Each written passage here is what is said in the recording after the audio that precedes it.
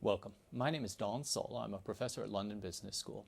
And today, in the third of our three-part series on strategy as simple rules, we'll talk about the 5 common pitfalls that are very likely to derail simple rules inside of your own organization. So in the first podcast, we talked about 3 logics of value creation: resource, position, and opportunity.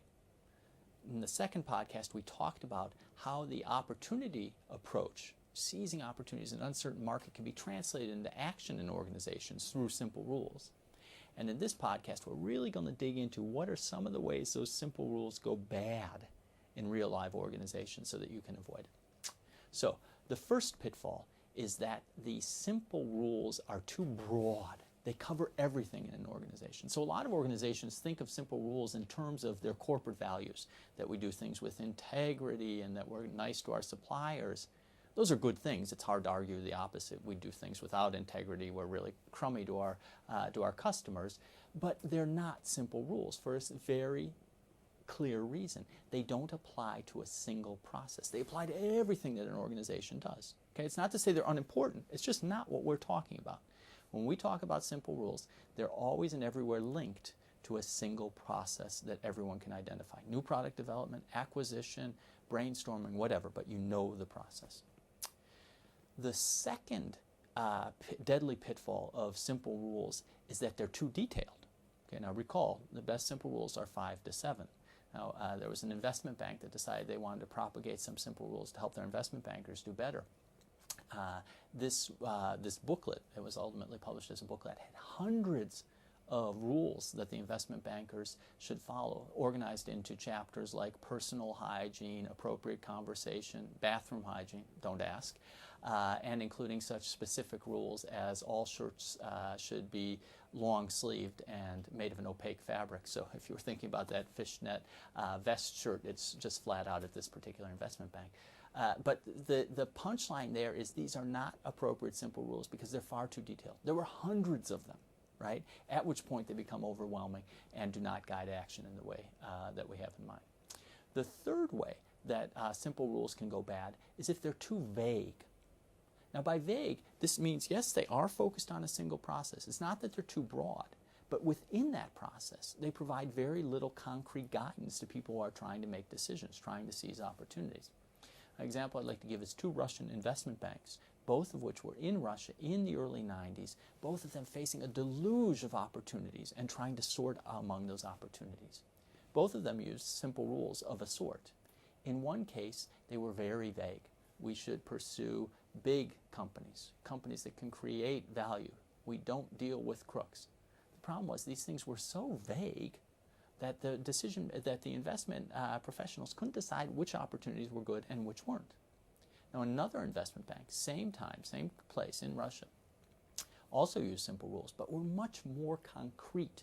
So a company had to be at least 100 million in revenues. One of the rules was if a typical consumer had an extra $100 in disposable income, would they buy this product?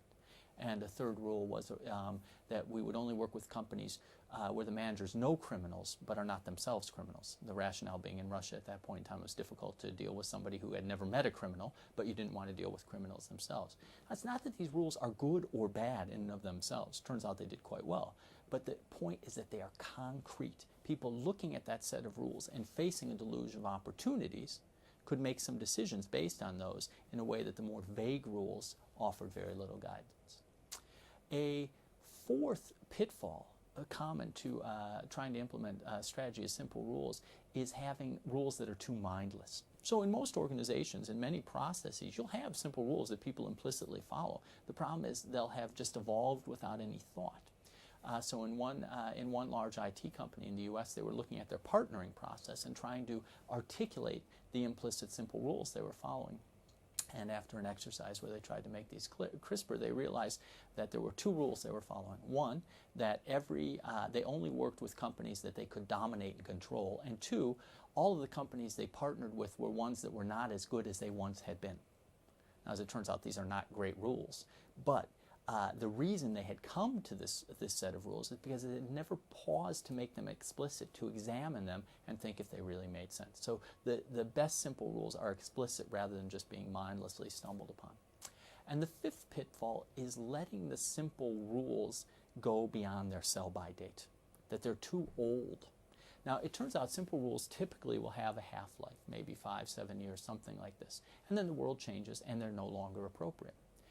Bank One, for instance, was this tremendous success story in the 1980s, leading a consolidation of the U.S. bank, or at that time very regional industry, U.S. banking industry, and followed a set of simple rules. The problem was, after a while, other competitors cottoned on to this, started following similar rules and acquiring new banks and bidding up the prices. That was the point at which Bank One should have stepped back and looked and said, do these rules still make sense given the change in the context? So this is not something you do every quarter, every month, even every year, but from time to time it's important, once you've articulated and crystallized these simple rules, to step back and see if they still fit the situation, since situations have a tendency to change.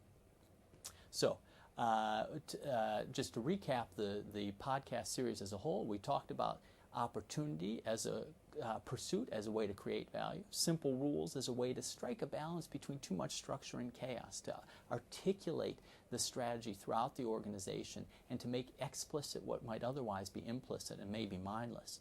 And finally, the 5 pitfalls that many organizations fall prey to when pursuing strategy as simple rules. Thank you.